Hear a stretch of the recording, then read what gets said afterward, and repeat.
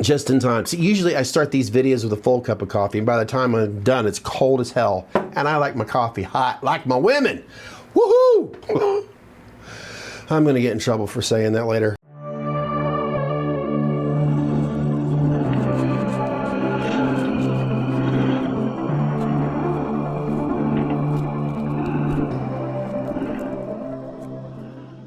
Hello everyone, that's right, it's me, Bob McGillicuddy, that's right, coming to you live from somewhere in this house on your favorite VH1 network. But according to the thumbnail and the title, yes, I am finally getting to my list that over a dozen of you have been asking since 2016.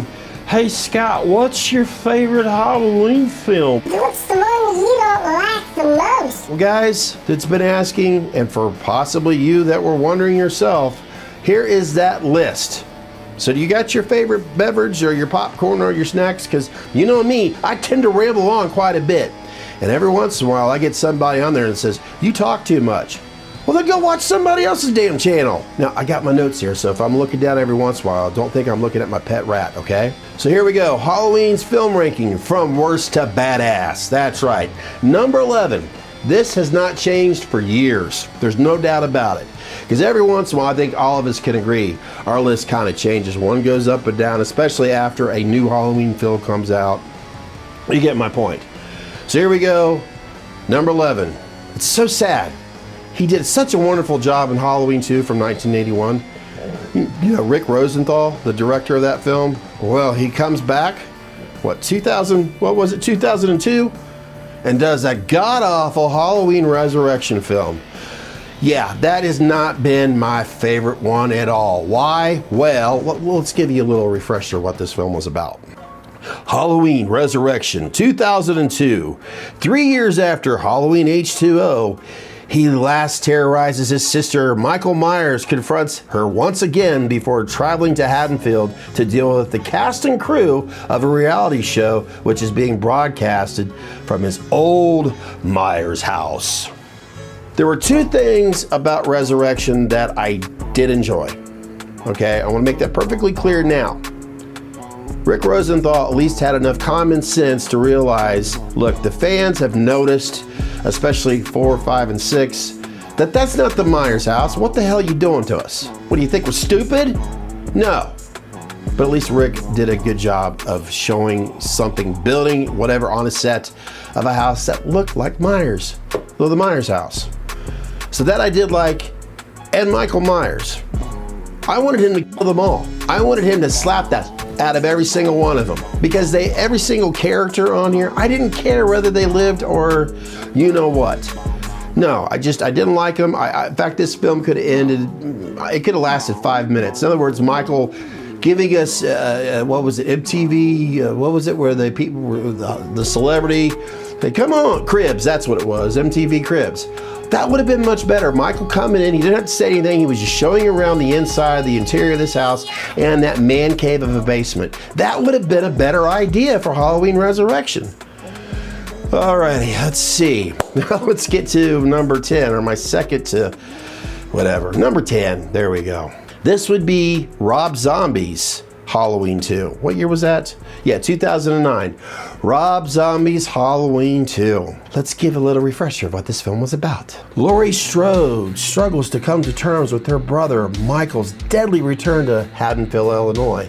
Meanwhile, Michael prepares for another reunion with his sister. In one hand, I've always appreciated Rob Zombie's talent as a director. As an art director, really. I mean, his hands-on, you know, when it comes to, he just has a good eye for that sort of thing. However, you could tell, he's made it clear, and you could see it through the rest of the production, that they weren't happy about this film. We all know the rules and everything else. Basically, Hollywood, the production, the company that was paying him to make this film, they wanted their own 2 cents in it. They wanted no one could agree.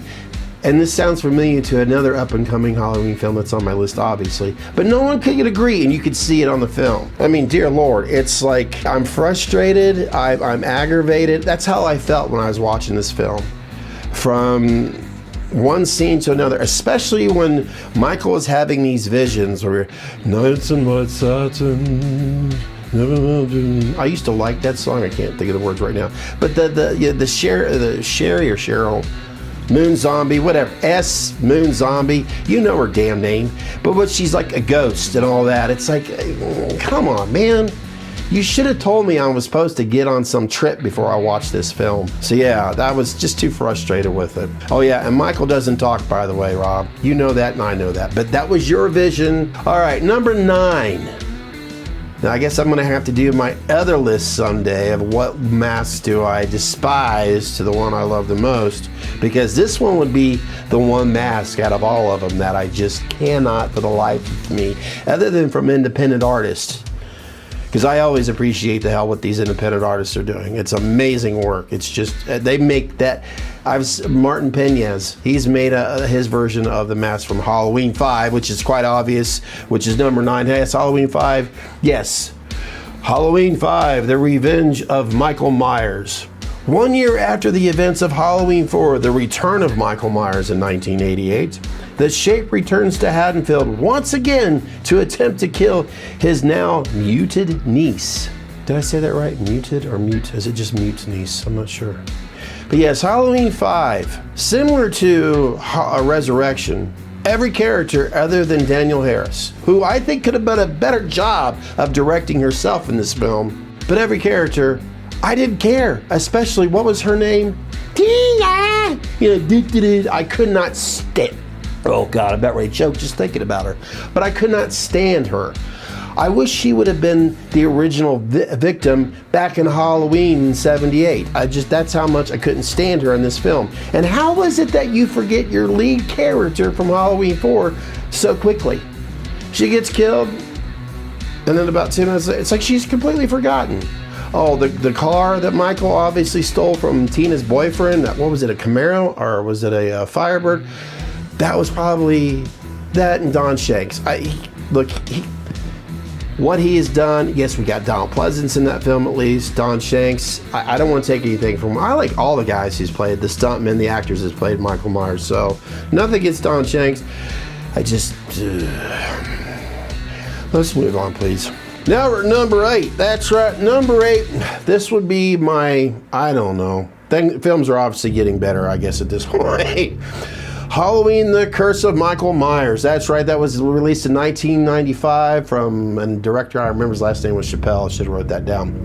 But yes, let's refresh ourselves to what this film was basically about. 6 years after Michael Myers last terrorized Haddonfield, he returns there in pursuit of his niece, Jamie Lloyd, who has escaped with her newborn child, for which Michael and his mysterious cult have sinister plans for. That's right. You know, there's so many things over the years that people have wondered so much about this film. From the very beginning, is this Michael's child? If so, where's the banjo music? But let's face it, if the writer and the director and the rest of the production is not on the same page, I mean, if it's a Bermuda Triangle of arguments and everything else that's going on, once again, what kind of house is that? That's not the old Myers house. The mask, a lot of people, a lot of fans love that mask, from Trick or Treat Studios to I myself personally own one of Cemetery Gates, The Damned. That mask is beautiful. I highly recommend you add that to your collection.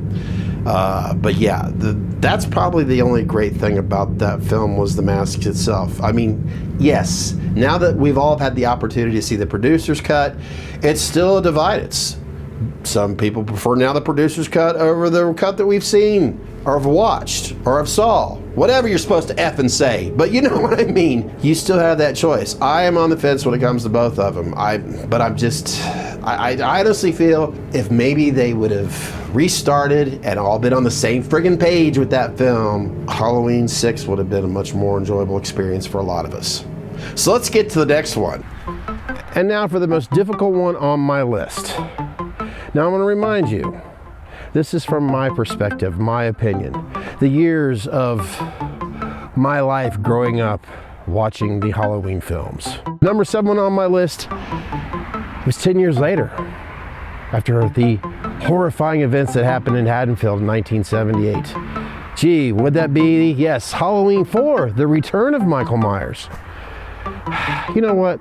why don't we do a little backdraft of what this film was all about. 10 years after his original massacre, the invalid Michael Myers awakens on Halloween Eve, of all days, and returns to Haddonfield to kill his 7-year-old niece.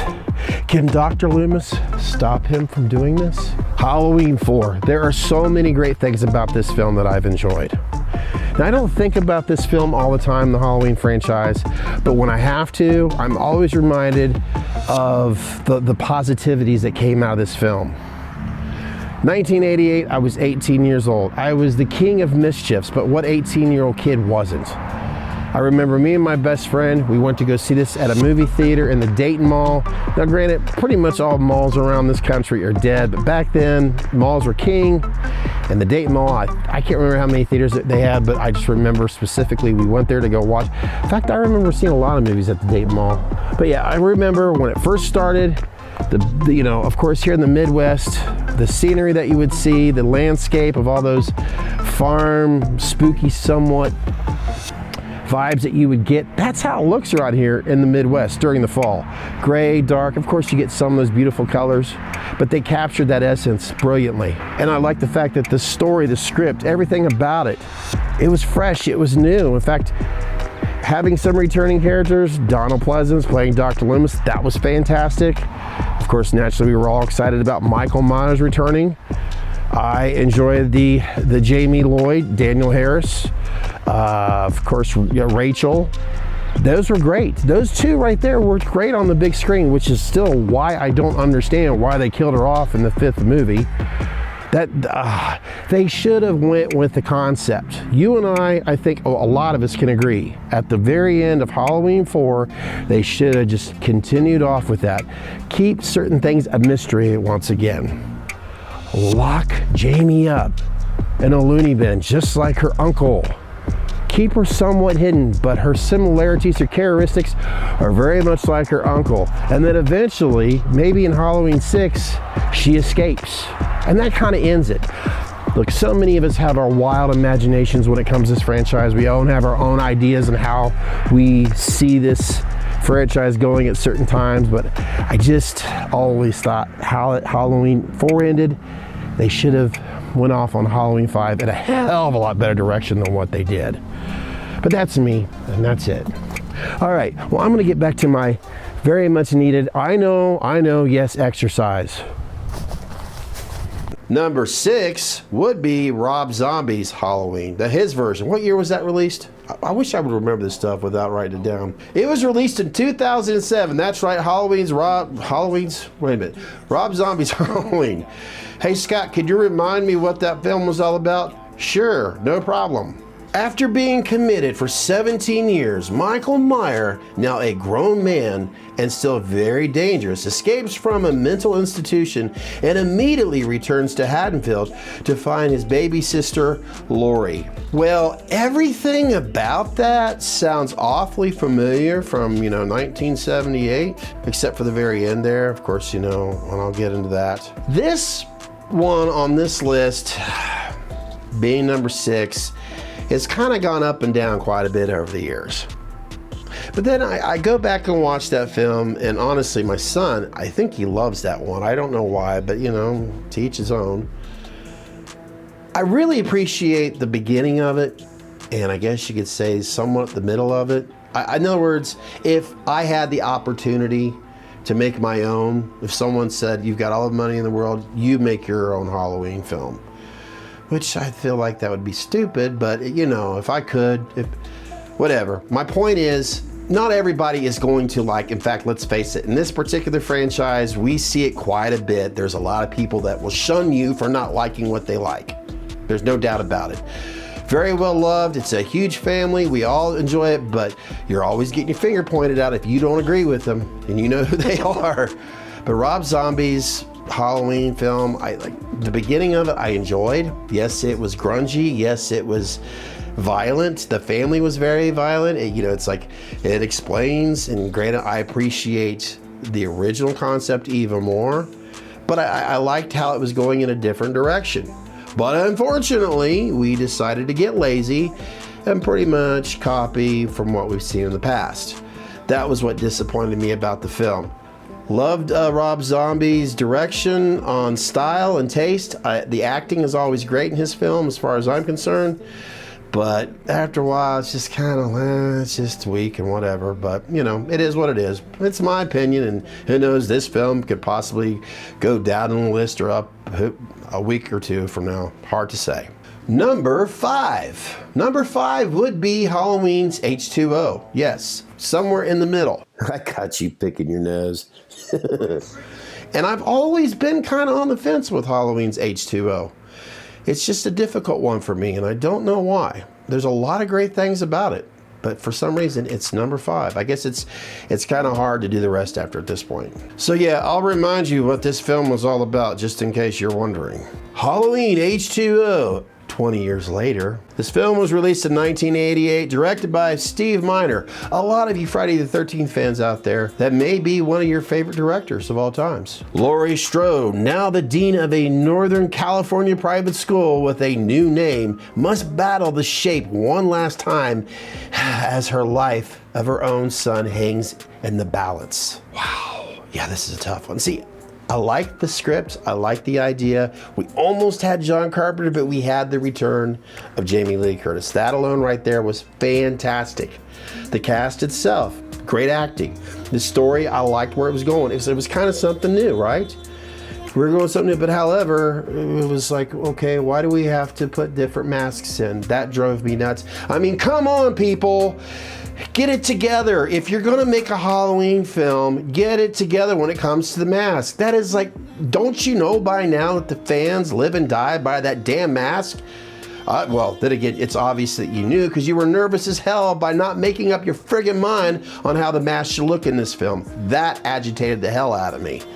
But other than that, I enjoyed the film for itself. Great acting, everything. It seemed like a high budget film. So I guess I had to put that somewhere on the list. It's not obviously not my favorite, but I've got some respect for that film, and I always will. Number 4. This may shock a lot of you, believe it or not, but I'm going to have to go with Halloween 2018, number 4. And maybe it'll make sense after I share my thoughts, my feelings with you. If that's how you're supposed to do signs with, just play along with it, please. David Gordon Green's 2018 Halloween, or Halloween 2018, or the one Halloween that just came out not too long ago. Laurie Strode confronts her longtime foe, Michael Myers, the masked figure who has haunted her since her, days back in the late 70s. He obviously escapes again from that one place he was at a long time ago, I guess like 4 decades later around Halloween night. You get the idea, right? Now, like you, myself in 2018 felt like a little girl right before the movie started there in the movie theaters, right? It was just like, oh boy, cannot wait. I admit, I was super excited about it. I've seen it twice in one weekend. So with 2018, we're all excited. We're feeling like these giddy little girls right before the movie starts and all that. And because you're thinking, oh, I wonder what's going to be like at the very beginning and all. Of course, we've all seen it enough by now. I think every single one of us can agree, and I've oh my God, it's an overwhelming response. As Laurie puts it, so you're the new Dr. Loomis, or I may have butchered the words, but you get my point. That guy right there, I appreciated the concept, but what they did later on in that film really pissed me off and made me go, why on earth is he putting the mask on? What the hell? It just was unnecessary. But then again, we're all going to have our own opinions. We're all going to have our own point of views. But as a whole, that film itself, Halloween 2018, Christopher Nelson knocked it out of the park with that mask. Because let's face it, for the majority of us, we've been waiting a very long time to see a decent mask on Myers. And I know when we all seen that poster, when we first got that image, so many people go like, oh my God, it's like a Rob Zombie mask. It's quite obvious that mask is a huge fan favorite because with Tots having them all, we all know the story about that, whatever. But so many of you love that mask. I myself have grown to like it more. And Christopher Nolan, like I said, he did a great job designing that mask. He could have butchered it like some other films. 5. and 4. But no, he did a great job. The whole cast himself, you could tell they were enjoying themselves as they were, you know, and it was so great to see, of course, yes, Jamie Lee Curtis, and my favorite, Nick Castle, even though he had his little cameos. 2 that one, obviously, we didn't get to see because it was done on the floor. Would have liked to see the backside of the original shape, you know. But still, he was there, his presence was there, and, you know, I was happy about it. I do enjoy that film quite a bit, and I know you're thinking, but it's number 4. John Carpenter's score is in it, which is the best score, I think, of all Halloween films. Yes, even better than the original one. Halloween's 2018, that musical score, the soundtrack, best one yet. Number 3. Now, if you are still watching this video and you've done the math, you're going, wait a minute, how does he have 11? Did he actually include Halloween 3? Did he? Did he? I did. Tommy Lee Wallace's Halloween 3, Season of the Witch, 1982, the year after Halloween 2. Yes, I was like every kid back in the day at the movie theater or teenager, super you-know-what, because we automatically was like, okay, at the end, especially even at the age of 12, I was like, okay, what the was that? What did I just see? There was no Michael Myers in it. I mean, it was almost like, okay, somehow we recovered from the Disco Sucks era to whatever the happened to Michael Myers. Okay, we were super pissed. But then years go by and we tend to fall in love with this film, and I myself revisited it like so many. I'm like, you know what? I get it. I understand what they were going for. They just wanted to go with different ideas, but the titlement of Halloween, like Tommy Lee Wallace mentioned.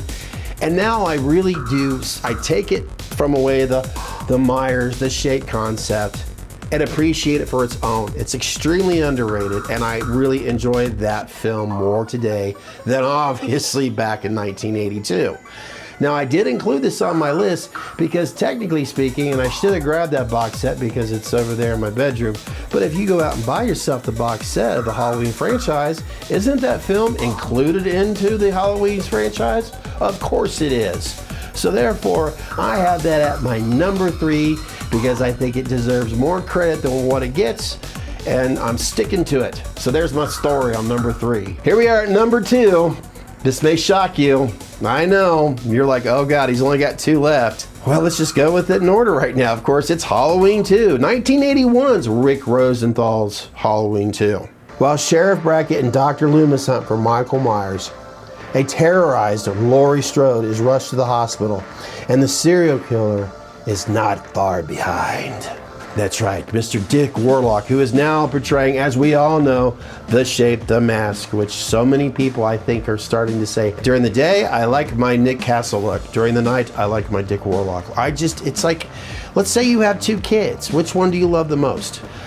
I'm lucky. When it comes to 1 and 2, I can't choose. I like it either way. If I'm in, you know what, we'll just leave it at that. But that's not what this film's about, even though, let's face it, us Halloween fans, it's pretty much up there on the list of if the mask looks like, then I'm out of here. But Halloween 2, I love the fact that it still had that same vibe that I was getting from Halloween 1. As we all know, it continues off where it ends. Yes, we get clips from the original Halloween. You know, thank God they take someone's face that gets credit in the first Halloween film as Michael Myers. I don't need to mention any names because I can't. Halloween 2 as a whole, everything about it I very much enjoyed. The direction, the style, everything about it, it had the same essence as the original one. Yes, on one hand, I would have enjoyed seeing Laurie Strode involved with it more, but at the same time, what lacked and what a lot of other Halloween films, for me, I enjoyed the characters in this one. As I've made it very clear earlier in this video, there was some films where I didn't care if Michael slashed or slapped them all in the face. You know, I just couldn't stand a lot of characters in the past. This one, I obviously did. So there you go. Halloween 2, 1981, definitely a film that I could sit down and watch and still enjoy the hell out of. Now we come to my number 1. Gee, I wonder what it could be. We've pretty much scratched them all off the list, but you may be surprised. Yes, you may be surprised. You're thinking, wait a minute, there is no other. Okay, let me get off my chest. Die Hard. That's right, Die Hard was my absolute favorite Halloween film. Number 1, 1978's John Carpenter's Halloween. And Deborah Hill. She deserves more credit, damn it. 15 years after murdering his sister on Halloween night 1963, Michael Myers escapes from the mental hospital and returns to the small town of Haddonfield, Illinois to kill again. Now, one thing I want to bring up about Halloween 2, I myself was never a fan of the sister concept of Michael going after his sister Lori. Never was a fan of that. Now, I know a lot of you, especially the younger generations, you enjoyed that concept. Didn't care for it. I thought it ruined it. Because in the original Halloween, what is behind the man's mask? What is going on in this guy's head? Why is he going around killing these people? I mean, from the very get-go, we obviously, as you very much know, get that beautiful POV shot. We don't know what's going on. We get the idea once we see Deborah Hill's hand go in to get that butcher's knife and then goes up after the shortest sex scene ever, which we don't know what is behind that mask. I've said that, 2 or 3 times now? And I like that. That's what I loved about this film. It's a mystery. He's the boogeyman. They should have kept it that way. The less we know about the shape, the better off we are as fans when we go see our next Halloween film. But no, they had to ruin it. Hey guys, look, I'm sorry to bother you right now. I know you could probably pretty much tell that this video is coming to an end. I just wanted to share one more thought. If you would mind, look, I'm doing this on my lunch break right now here at the tree store, and it won't take just a moment. Look, call it the stubbornness inside of me, the Gemini, the other twin, or the asshole. That's what they call me here. Hey, shut up. Anyways, I always firmly believe that after John Carpenter's, his original 78, that's it. End it. Just simply end it. No sequels. None of this, Lori and Michael are brothers crap. None of that, or not waste any money on some of the horrible Halloween films that followed afterwards. But that's just me, like I said, this is just my opinion on all these films and all that. And, but then again, the other part of me, the good guy, the other twin, he says, look, if you wouldn't have these other experiences of going to see other Halloween films, you wouldn't have had all these great memories. You wouldn't have been able to see 2018 in the theater with your son. Shut the hell up and enjoy what you've got, Get over it. If you don't want to watch any other Halloween films, then just don't watch them, you dickhead. So you see, this is what I got to live with. So yeah, I just thought I'd share that with you. So I got to get back to work here. Guys are driving me nuts. And yeah, and I'm sure you want to finish this video. Well, all right. Thanks for watching. Get the fuck out. 1978's John Carpenter's Halloween. Everything about that film, for me, it has a lot to do with experiences. As a child, being frightened, sleeping with my own mother for 2 weeks. Everything about it scared the hell out of me, but yet I loved every second of it. Now, not everything about this film was perfect. If you try to dissect everything about it and see imperfections, then go for it. But a lot of us, we don't care for that crap. We enjoy those imperfections. That's what made that movie great. It was quite obvious that everyone that was involved in that film was enjoying themselves. They were young, passionate, and they were doing something original at the time, which is something you don't really see that much this day and age. Well, folks, that's going to do it for me. I realize I rambled on quite a bit, but when I'm going to do a list of the worst to the badasses of Halloween films, I just can't go, number 11, Halloween Resurrection, it sucked. Fast forward, number 1, 1978 Halloween, it was awesome. I mean, maybe I could have done it that way, but then again, it probably would have been as boring as if you were to watch a video about coffee mug reviews. Hi there, my name is Billy Bob Jones and I've got a red coffee in my hand. Make sure you like and subscribe. Until next week, hello, my name is Billy Bob and I'm doing a review on this red coffee that's in my right hand. Make sure that you like and subscribe. No, folks, I'm sorry. I'm not as exciting as that type of video. I have to paint a picture in order to express myself, in order for you to be bored and get pissed off at me. So until next time, take good care of yourself, and don't forget to leave your list in the comment section down below. All right, I'm gonna finally shut up. Goodbye.